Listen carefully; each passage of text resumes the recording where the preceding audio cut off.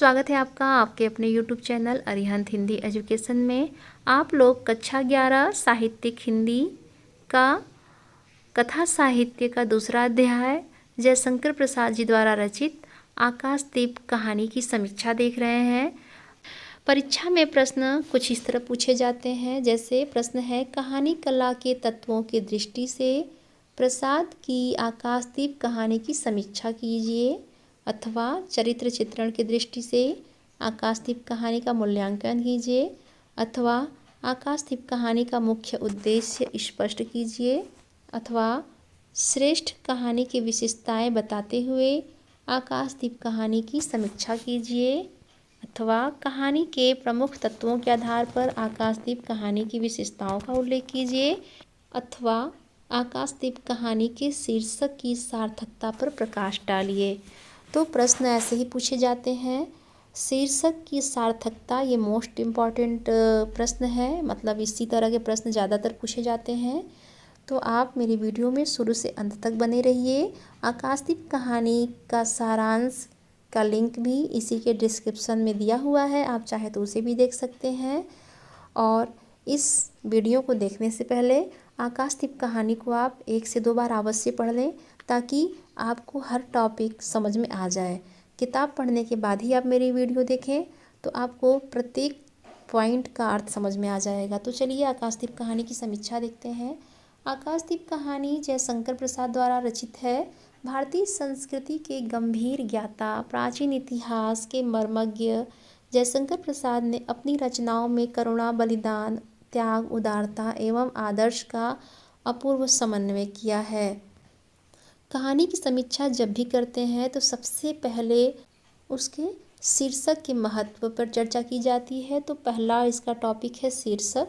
आकाशदीप कहानी का शीर्षक संक्षिप्त, सरल और कौतूहलपूर्ण है। आकाशदीप शब्द में ही कहानी का कथानक समाया हुआ है। यह वस्तु व्यंजक होने के साथ साथ सांकेतिक भी है। इसका सीधा संबंध कहानी की मूल चेतना से है और इसमें कहानी का केंद्र बिंदु स्वयं सिमट आया है। कहानी की सभी मूल घटनाओं का केंद्र चंपा द्वारा प्रज्वलित आकाशदीप ही है, अर्थात कहानी में चंपा दीपक जलाती है, आकाशदीप, ताकि जो वहाँ के आने जाने वाले हैं समुद्री रास्ते से, उनको सही रास्ते का ज्ञान हो सके। तो आकाशदीप ही उस कहानी का मूल केंद्र है। चंपा की इस त्याग भावना को लक्ष्य में रखकर ही प्रस्तुत कहानी का शीर्षक आकाशदीप रखा गया है। इस प्रकार हम देखते हैं कि आकाशदीप शीर्षक कहानी के संपूर्ण अंशों का प्रतिनिधित्व करता है। शीर्षक के बाद दूसरा टॉपिक कथानक है। जयशंकर प्रसाद द्वारा रचित आकाशदीप शीर्षक कहानी का कथानक चंपा और बुद्धगुप्त के जीवन पर आधारित है। यह मनोवैज्ञानिक पृष्ठभूमि पर रचित भाव प्रधान कहानी है। चंपा मणिभद्र के दिवंगत पहरेदार की क्षत्रिय कन्या है और बुद्धगुप्त ताम्रलिपि का क्षत्रिय कुमार है। दोनों ही जलपोत पर बंदी के रूप में रहते हैं। कहानीकार ने इस कहानी के कथानक को क्रमबद्धता देने के लिए 1, 2, 3, 4 जैसे उपविभागों में विभाजित किया है। कहानी को आरंभ चंपा और बुद्धगुप्त दोनों बंदियों के मुक्ति संबंधी संवादों से होता है। दूसरे विभाग में युद्ध में विजयी होकर बुद्धगुप्त चंपा पर अपनी वीरता का प्रभाव छोड़ता है। तीसरे उपविभाग में चंपा बुद्धगुप्त को अपनी व्यथा कथा सुनाती है, जिससे यह पता चलता है कि वह वासना लिप्त व्यापारी मणिभद्र के यहाँ बंदी जीवन व्यतीत कर रही थी। इसी कथा व्यापार में बुद्धगुप्त नए द्वीप पर पहुँचता है और उसका नाम चंपा द्वीप रखता है। चंपा के सानिध्य में आने से जलदस्यु का अर्थ होगा समुद्री डाकू, बुद्धगुप्त के हृदय में प्रेम और संवेदना का आविर्भाव होता है। धीरे धीरे 5 वर्ष बीत जाते हैं। चंपा आकाशदीप जलाकर द्वीपवासी जनता का मार्ग आलोकित करती है।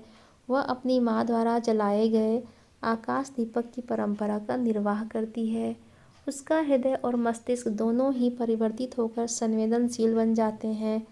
बुद्ध के कहने पर वह उसके पिता का हत्यारा नहीं है, चंपा प्रेम और प्रतिशोध के अंतर्द्वंद से जन्मे संशय में बंध जाती है। अनास्तिक और अनास्थावादी बुद्धगुप्त द्रवित होकर चंपा के साथ जीवन यापन के लिए प्रतिज्ञाबद्ध होता है, परंतु प्रेम, आशा और उत्साह का संचार होते हुए भी चंपा उसे द्वीप के मूल निवासियों को छोड़कर महान नाविक के साथ भारत नहीं लौटती। चंपा का आजीवन उस दीप स्तंभ में आलोक जलाती रहती है और एक दिन काल कलवित हो जाती है। इस कहानी का कथानक प्रतीकात्मक होते हुए भी सेवा, त्याग और प्रेम की भावना से कथानक को गतिशील बनाता है। इस प्रकार से इसका कथानक सर्वश्रेष्ठ है। अगला टॉपिक देखिए, पात्र और चरित्र चित्रण। प्रसाद जी की पात्र योजना बड़ी उदात्त होती है।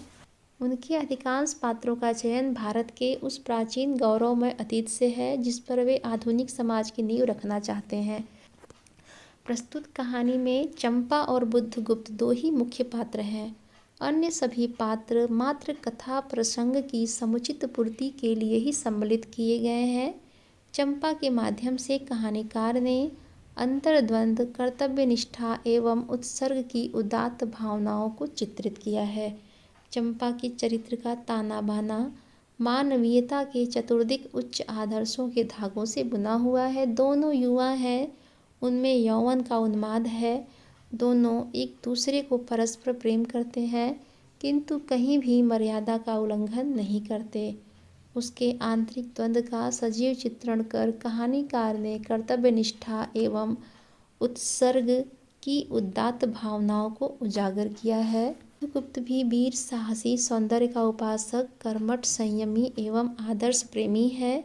प्रसाद जी की इस कहानी के पात्र भी स्वाभाविक, सजीव तथा मनोवैज्ञानिक आधार पर पूर्ण रूप से खरे उतरते हैं।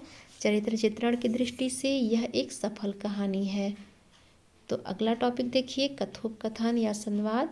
इस कहानी का कथोपकथन संक्षिप्त, नाटकीय एवं अर्थ गांभीर्य से परिपूर्ण होने के कारण सजीव, मार्मिक एवं प्रभावशाली है। कहानी के पात्र स्वयं के संवादों द्वारा अपना परिचय प्रस्तुत करते हैं। प्रसाद जी श्रेष्ठ नाटककार हैं, इसी कारण प्रस्तुत कहानी की संवाद योजना नाटकीय है। इस कहानी की संवाद संक्षिप्त, सारगर्भित, कथानक को गति देने वाले, वातावरण की सृष्टि में सहायक तथा पात्रों की चारित्रिक विशेषताओं को प्रकट करने वाले हैं। इस कहानी के संवाद सार्थक, मार्मिक और प्रभावशाली हैं। इसका एक उदाहरण द्रष्टव्य है। बंदी, क्या है, सोने दो। मुक्त होना चाहते हो? अभी नहीं, निद्रा खुलने पर चुप रहो, फिर अवसर न मिलेगा। बड़ी शीत है, कहीं से एक कंबल डालकर कोई शीत से मुक्त करता। आधी की संभावना है, यही अवसर है। आज मेरे बंधन शिथिल हैं। तो क्या तुम भी बंदी हो? हाँ, धीरे बोलो। इस नाव पर केवल 10 नाविक और एक प्रहरी है। इस तरह कहानी की शुरुआत इसी संवाद के माध्यम से होती है। टॉपिक देखिए, भाषा शैली। आकाशदीप कहानी की भाषा साहित्यिकता और कल्पना के कारण अन्य कहानियों की अपेक्षा कुछ क्लिष्ट है। प्रसाद जी की भाषा कलात्मक, संस्कृतनिष्ठ और परिष्कृत है। प्रस्तुत कहानी की भाषा संस्कृत प्रधान है और उसमें तत्सम शब्दों की बहुलता है। प्रसाद जी की शब्दावली समृद्ध और व्यापक तथा शैली अलंकृत है। कहानी की भाषा शैली कथावस्तु की गरिमा और पात्रों की भाव व्यंजना के अनुकूल है। कहानी की समीक्षा करते समय उसका देश काल और वातावरण जरूर बताना चाहिए। तो जयशंकर प्रसाद जी ने अपनी कहानियों में देश काल और वातावरण का यथा उचित निर्वाह किया है। आकाशदीप कहानी में वातावरण ऐतिहासिक तथा पात्र काल्पनिक है। द्वीप के आंचलिक वातावरण का सुंदर चित्रण है। भाषा तथा घटनाएं देश काल के सर्वथा अनुरूप हैं। वातावरण को सजीव करने के लिए चित्रात्मक शैली का प्रयोग किया गया है। दृश्य वर्णन के साकार रूप का एक उदाहरण द्रष्टव्य है। समुद्र में हिलोरें उठने लगीं, दोनों बंदी आपस में टकराने लगे। पहले बंदी ने अपने को स्वतंत्र कर लिया, दूसरे का बंधन खोलने का प्रयत्न करने लगा। लहरों के धक्के एक दूसरे को स्पर्श से पुलकित कर रहे थे। मुक्ति की आशा, स्नेह का असंभावित आलिंगन, दोनों ही अंधकार में मुक्त हो गए। वातावरण के निर्माण में प्रसाद जी कवित्वमयी, अलंकृत और साहित्यिक शैली से काम लेते हैं तथा प्रकृति के दृश्यों का वर्णन बड़ी कुशलता से करते हैं। अपनी बहुमुखी कल्पना के द्वारा प्रसाद जी सूक्ष्म से सूक्ष्म रेखाओं को पाठकों के सामने उपस्थित कर देते हैं। इस प्रकार यह कहानी देश, काल और वातावरण की दृष्टि से एक सफल कहानी है। उद्देश्य देखिए, इस कहानी का उद्देश्य प्रसाद जी का साहित्य आदर्शवादी है। प्रस्तुत कहानी में भावना की अपेक्षा कर्तव्य निष्ठा का आदर्श प्रस्तुत किया गया है। चंपा एक आदर्श प्रेमिका है और इन सबसे ऊपर है उसका उत्सर्ग भाव। वह अपने कर्तव्य का पालन करती हुई अपने व्यक्तिगत प्रेम और जीवन को समर्पित कर देती है। उसका चरित्र एक आदर्श उदात्त नारी का चरित्र है।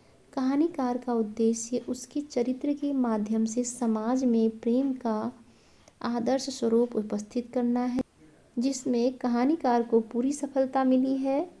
इस प्रकार आकाशदीप कहानी की कथा वस्तु जीवंत तथा मार्मिक है।